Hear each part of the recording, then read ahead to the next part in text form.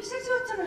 না না না কৃষ্ণ রে না কৃষ্ণ আরে ওরে বাবা ওই দেখ তারা দাঁড়িয়ে আছে তোর জন্য। ওরে ভাই এই হলো তোমার ভাইরা, এই হলো দেবদাস, দেবদাস, আর এই হলো রামদাস, আর এই তোমার মেজো ভাই মনিলাল। মনিলাল আমার ভাইরা। ভাইয়া চলো তোমাকে আশ্রমটা ঘুরে দেখে চলো। না সবে তো তবে এখানকার খরচ কমিয়ে আনবার জন্য আশ্রমে ফসল ফল এইগুলো উৎপাদন করছি, সেগুলো বিক্রি করছি, নতুন একটা খবরের কাগজ বার করবার চেষ্টা করছি, আর অন্যদিকে মিসেস গান্ধীর মতো মানুষরা সব সময় আমাদের এই প্রচেষ্টাকে বাঞ্চার করবার চেষ্টা করছে। মিসেস গান্ধী, আশ্রমের খরচ এবং হিসেবের উপর আমি চোখ বুলিয়েছি। আমাদের সন্তানদের প্রতি স্নেহের কারণ কোনোভাবে সেই খরচ যদি বাড়ে সেটা কিন্তু কিছুতেই বরদাস্ত করা হবে না। তা তিনি যেই থেকে আমরা বরং ঘরোয়া ব্যাপার নিয়ে আলোচনা করতে পারি, তাতে সমস্যা নেই। এই দেওয়া হচ্ছে, আপনি বিশেষ কায়দায় তাকে বাগড়া দেন। যেমন কদিন আগে মহিলাদের একটি সংগঠন বাকে তার সভ্য পদ দিতে চায়, কিন্তু আপনি তাদের চিঠি লিখে জানান বা লেখাপড়া জানে না, তাই তাকে সভ্য পদ দেওয়া মানে তালিকায় শুধু নাম বোঝাই করা। অথচ আপনি খুব ভালো করেই জানেন রেজিস্টার বা জেলে ভর্তি করার জন্য লেখাপড়া জানার কোনো দরকারই নেই।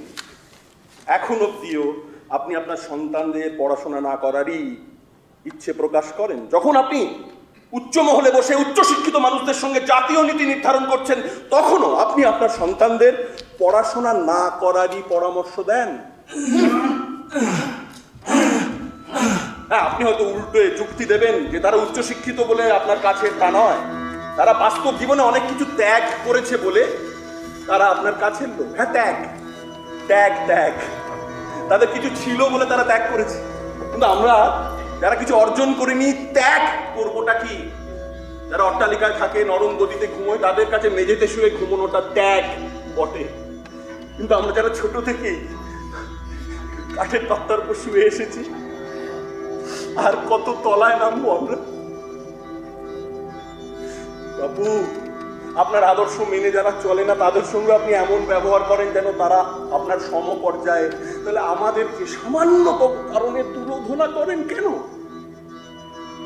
আমরা যেন আপনার মিউজিয়ামের তাকে সাজানো প্রতিবাদহীন পুতুল, নির্জীব দাঁড়িয়ে আছি। কিন্তু আর সহ্য হচ্ছে না, এবার দম বন্ধ হয়ে আসছে, এবার দম বন্ধ হয়ে আসছে। আপনাকে এই চিঠি লেখার কারণ হলো আপনি যাতে আমার চিঠি, এই আপনার ছেলে হরিলালের দিকে একটু মনোযোগ দেন। আপনাকে এই যুবকের যন্ত্রণা কি করে বোঝাবো যে চোখে জল নিয়ে একটা বাচ্চা ছেলের মতো বারবার আপনার কাছেই ফিরে আসতে চায়। বাবু, আপনার কাছে এত সব কিছুর পরেও আপনার প্রতি আমার গভীর শ্রদ্ধা রয়েছে। আপনার ছেলে বলে আমি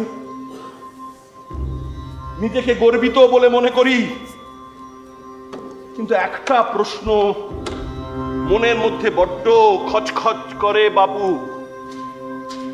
আপনি কি এখনো আমাকে আপনার নিজের ছেলে বলে মনে করেন? আপনারই হরিলাল।